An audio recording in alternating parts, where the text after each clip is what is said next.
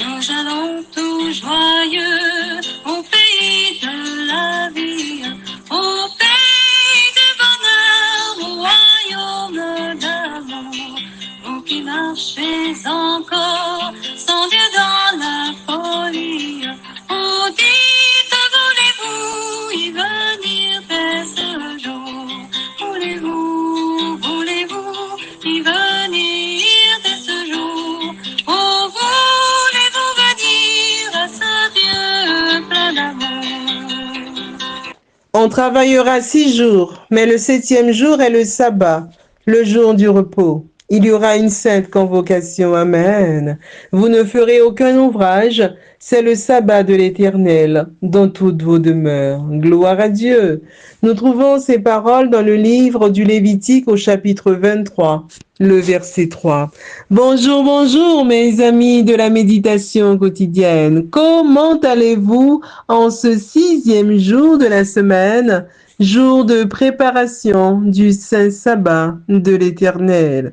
J'espère que vous allez bien et que vous êtes prêts à découvrir notre récit historique de la semaine avant de se retrouver très bientôt par la grâce de Dieu pour de nouvelles méditations. La miséricorde divine veut que la maladie et la souffrance soient soulagées le jour du sabbat. Amen. Gloire à Dieu. Ce travail est une nécessité. Amen. Et ne constitue pas une violation du sabbat. Mais tout ce qui n'est pas nécessaire doit être évité.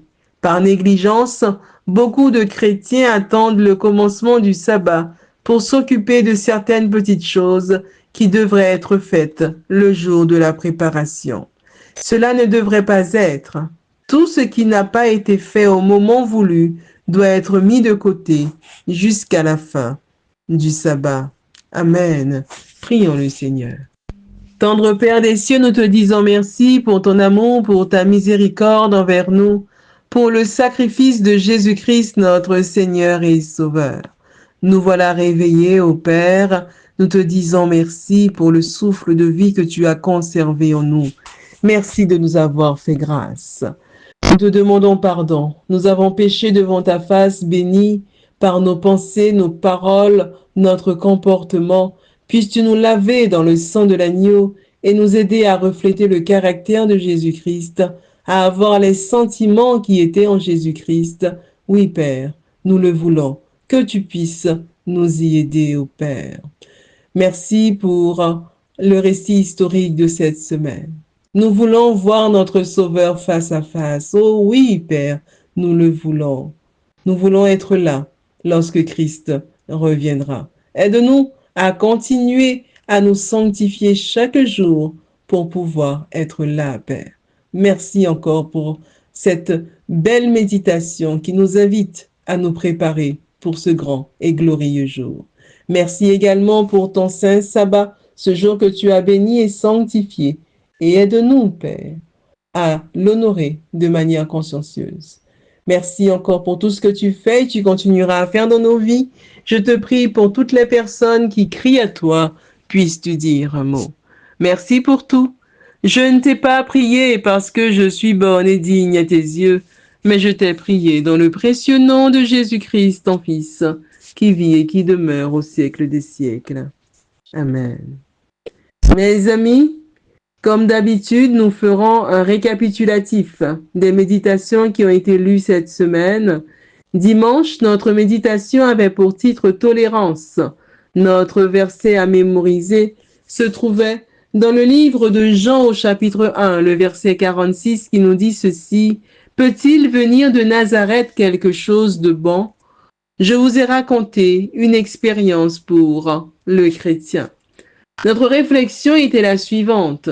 Très bientôt, le grand propriétaire du bateau de l'histoire nous emmènera là où l'égalité sociale est la règle, le ciel. Là, personne ne sera servi le dernier, gloire à Dieu. Là, nous nous efforcerons tous de le servir, oui, de servir Jésus-Christ, parce qu'il est le propriétaire du bateau de notre vie. Amen, gloire à Dieu. Mercredi, Notre histoire biblique de cette semaine avait pour titre Aksa, fille de Caleb.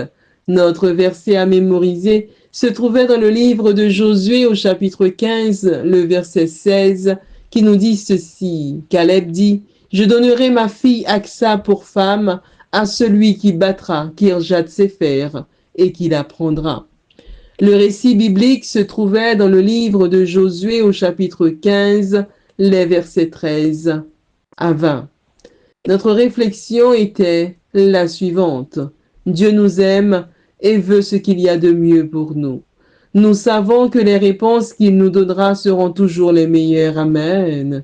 Ce sera parfois un oui, parfois un non, mais ce sera toujours le mieux. Gloire à Dieu. Et si le mieux correspond à ce que nous sommes en train de demander, Dieu nous le donnera, et plus encore. Le secret, c'est de savoir demander. Et si nous ne savons pas demander, demandons à Dieu de nous l'apprendre. Amen. Ainsi, fait-on le premier pas sur le droit chemin. Gloire à Dieu. Amen. Aujourd'hui, notre récit historique de cette semaine a pour titre « Voir mon Sauveur face à face ». Amen, amen. Gloire à Dieu. Nous trouvons ce cantique au numéro 512 du recueil Hymnes et louanges. Amen. Notre verset à mémoriser, nous le trouvons dans le livre de 1 Jean au chapitre 3, les versets 2 à 3, qui nous disent ceci. Bien-aimés, nous sommes maintenant enfants de Dieu, et ce que nous serons n'a pas encore été manifesté. Mais nous savons que lorsque cela sera manifesté, nous serons semblables à lui, parce que nous le verrons tel qu'il est. Amen. Quiconque a cette espérance en lui se purifie comme lui-même est pur. Gloire à Dieu. Ce matin, mes amis, je vais vous raconter l'historique de ce merveilleux cantique, Voir mon Sauveur face à face. Carrie Breck est née le 22 janvier 1855 dans le Vermont, aux États-Unis. Elle a été élevée dans un foyer chrétien. Elle est l'auteur des paroles du cantique « Voir mon Sauveur face à face ». Amen. Elle vécut avec son mari et ses 5 filles à Portland, dans l'Oregon, aux États-Unis. Elle a écrit quelques 2000 poèmes, dont un certain nombre ont été transformés en cantiques. C'est au cours d'un repas que Grant Tullard eut subitement l'inspiration d'une mélodie sur les paroles qu'il venait de recevoir par courrier. Il se mit au piano et les chanta. Le pasteur lui demanda de les chanter après son message du soir. Le compositeur, Grant Tullard, est né en 1869 à Bolton, dans le Connecticut, aux États-Unis. Sa mère mourut quand il avait 2 ans.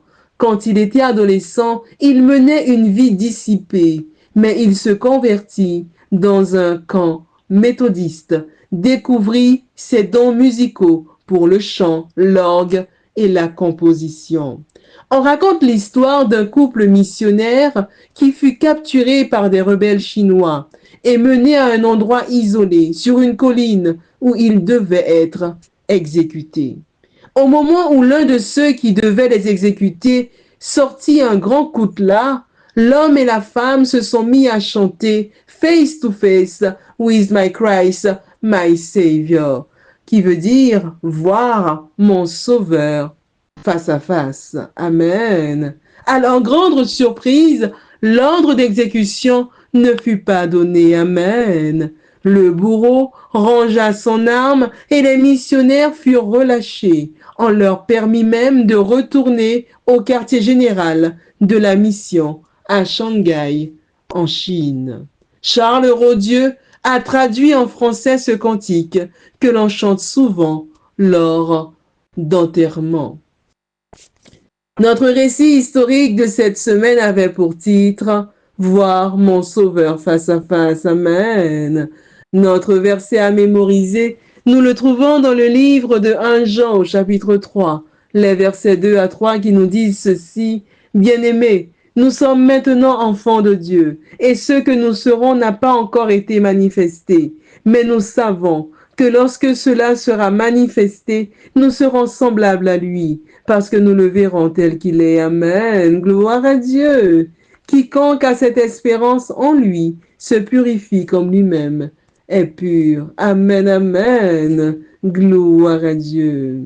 Mes amis, en cette fin des temps, aspirons-nous réellement à voir notre Sauveur face à face? Mes amis, la question nous est posée ce matin. En cette fin des temps, aspirons-nous réellement à voir notre Sauveur face à face? C'est sur ces paroles que s'achève notre semaine de méditation. Je vous souhaite une excellente journée de préparation de sabbat et d'ores et déjà un bon sabbat. Que Dieu vous bénisse et je vous dis à bientôt, Dieu voulant, pour de nouvelles méditations.